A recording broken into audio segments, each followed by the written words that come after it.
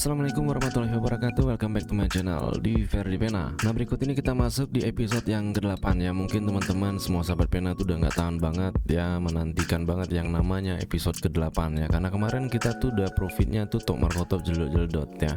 Nah, sesuai judul di thumbnail video ini, kali ini kita akan bahas jenis-jenis konfirmasi pada candlestick pattern ya. Jadi apa aja yang bisa kita ambil sebagai acuan untuk mengkonfirmasi signal dari yang kita analisa. Karena sebelum kita menentukan arah harga, ingat ya, tanpa konfirmasi sebaiknya kita jangan entry. Ya walaupun sebelum-sebelumnya atau di metode dagang kita sebelumnya dengan waktu singkat, biasanya sih yang bikin kita loss itu apa? Kita nggak sabar dan kita memaksakan terburu-buru, intinya seperti itu. Tapi kalau kita sudah masuk di spot margin seperti ini, maka semuanya itu mungkin bisa terkontrol ya, karena entry kita juga nggak terburu-buru. Jangankan mau open posisi, kita juga harus menunggu konfirmasi yang terbentuk bisa sampai berjam-jam ya, seperti itu. Gua akan menganalisa aset yang ada di CoinMarketCap ini ya. Kita cari dulu, kita mau analisa yang mana ini ya. Kita coba masuk ke Doge ya, Dogecoin. Nah, oke, jadi di sini kalian bisa ambil. Sebenarnya trading ini simple bro ya. Terkadang kita sendiri yang bikin dia itu rumit ya. Semua itu tergantung dengan analisis teman-teman semua. Analisis kalian tuh, kalian menggunakan analisa apa gitu loh.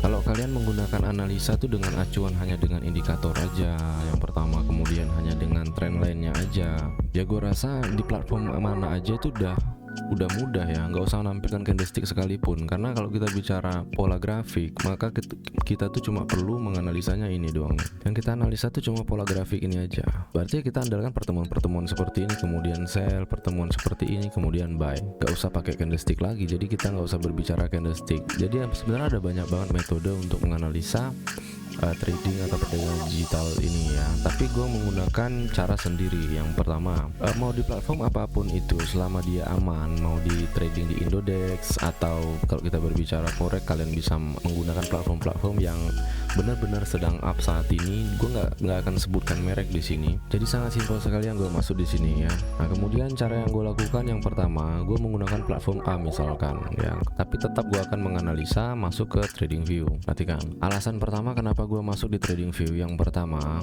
di TradingView itu wilayah pembukaan dan penutupan harganya itu jelas banget. Ini bukan level pembukaan atau close price atau open price pada candlestick ya, bukan. Jadi pembukaan dan penutupan harga dalam satu periode yang gua analisa. Contoh saat ini kita berada di time frame 1 hari, maka saat itu gua akan menganalisa satu periode dalam 1 minggu ya, kurang lebih seperti itu.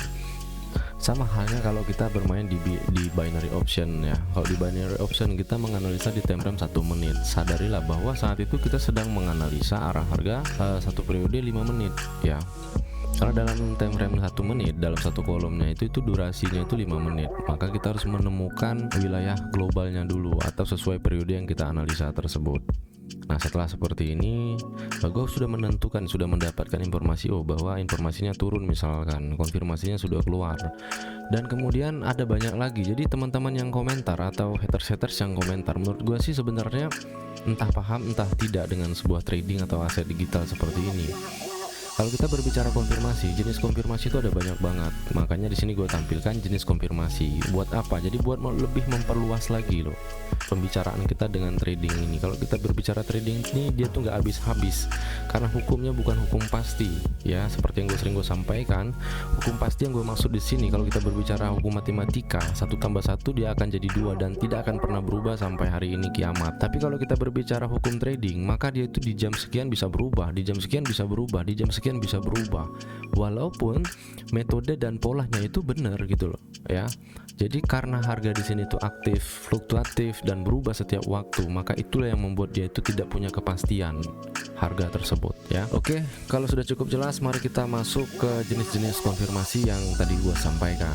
Yang pertama, sejak gua pertama kenal dunia trading atau perdagangan digital ini, acuan gua tuh hanya candlestick aja atau candlestick pattern. Menganalisa menggunakan candlestick, maka dari itu gua harus tahu hukum-hukum pada candlestick, gua harus tahu juga fungsi-fungsinya, kemudian kanan dan dorongan itu seperti apa. Kenapa gue pilih candlestick? Karena menurut gue candlestick itu lebih mudah aja ya, lebih simple dan gak rumit gitu loh. Setelah kita memahami sifat karakter jenis serta bentuk daripada candlestick ini, dia akan lebih sangat kuat lagi untuk menguasai trendline secara global, akan lebih sangat kuat lagi apabila kita menggunakan alat bantu. Karena kita tidak bermain dengan durasi-durasi singkat di sini. Kemudian yang kedua, di sini gue sudah buka tab baru, kalian perhatikan di sini, dan gue tuliskan di sini chart pattern ya. Kemudian yang keluar tuh ada banyak banget gambar-gambar pola grafik. Di sini tuh ada banyak banget yang keluar. Lalu yang mana yang bisa kita sebut sebagai konfirmasi ya. Kalian pasti pernah dengar ada yang namanya misalkan double top. Itu bahasa yang umum banyak digunakan sama teman-teman trader, dan hari ini gue akan mengeluarkan bahasa gue sendiri yang lebih sederhana dan lebih simpel dan mungkin lebih mudah dicerna sama teman-teman, khususnya sahabat pena. Yang pertama, kita bisa mengambil konfirmasi berdasarkan pola candlestick dari bentuk, karakter, jenis serta sifat pada candlestick itu sendiri. Kemudian yang kedua, kita bisa mengambil dari pola grafik atau chart pattern ya. Kemudian di chart pattern ini bagaimana penjelasannya, kan beda sama candlestick ya. Tentunya dia tidak punya pola, tapi chart pattern ini mengambil histori yang sudah terjadi. Jadi berdasarkan kebiasaan pasar. Maka dari itu pola grafik ini digambarkan kemudian dijadikan acuan agar apabila menjumpai pola grafik seperti ini, maka hukumnya nanti seperti ini atau seperti itu. Jadi kurang lebih seperti itu. Dari sekian banyak gambar ini ya, gue sangat tertarik dan menurut gue lebih simpel yang ini ya, kalian perhatikan. Nah, apakah semua ini harus kalian gunakan? Menurut gua sih enggak ya, menurut gua nggak usah kalian gunakan semuanya dan harus kalian hafalkan, nggak gitu ya. Kalau kalian menghafalkan, kepala kalian bisa botak ya. Jadi jangan sampai menghafal candlestick pattern, apalagi pola grafik yang tampilannya cukup banyak gitu loh di sini ya. Gua hanya akan bagikan kepada kalian 3 jenis konfirmasi pada chart pattern. Jadi bisa kalian ambil yang ini, kemudian bisa kalian ambil yang ini, kemudian yang satunya lagi nggak ada di sini ya. Jadi ada 3, yang satunya lagi nggak ada di sini. Jadi yang perlu kalian ambil 1, kemudian 2, dan yang ketiganya nanti kan gua gambarkan sendiri ya. Jadi kalau kita berbicara konfirmasi berdasarkan chart pattern, kalian bisa mengambil dia tuh berupa single, double, serta kemudian triple ya. Kemudian yang dimaksud single, double, dan triple ini apanya ya? Yang dimaksud single, double, triple ini adalah resisten dan supportnya. Contohnya seperti gambar yang di sini. Kalian bisa mengambil double resisten, kemudian kalian bisa mengambil triple resisten. Jadi kalau sudah terjadi perjumpaan, sudah bertemu 3 resisten seperti ini, kalian bisa ambil posisi yang kedua ya. Nah, pertemuan yang kedua, disinilah singlenya. Nah, jadi kalian ambil yang kedua ini untuk acuan sebagai menentukan arah harga, berarti harga akan turun. Tapi ingat, ini hanya kebiasaan pasar saja. Kalian bisa buka market kalian saat ini dan buktikan sendiri apakah setiap kali terjadi pembentukan seperti ini kemudian harga langsung turun, nggak juga. Penentuannya dari mana? Penentuannya dari pembukaan dan penutupan harga. Jadi pastikan resisten yang terakhir yang ada di sini, resisten ketiga ini berada di wilayah penutupan periode yang sedang kalian analisa tersebut. Maka ketika kalian mampu menjumpai wilayah tersebut sudah positif, ketika dia jumpa di sini maka harga akan terjun, memang seperti itu. Permasalahannya sekarang ini kan pemahaman para trader tentang pola grafik seperti ini.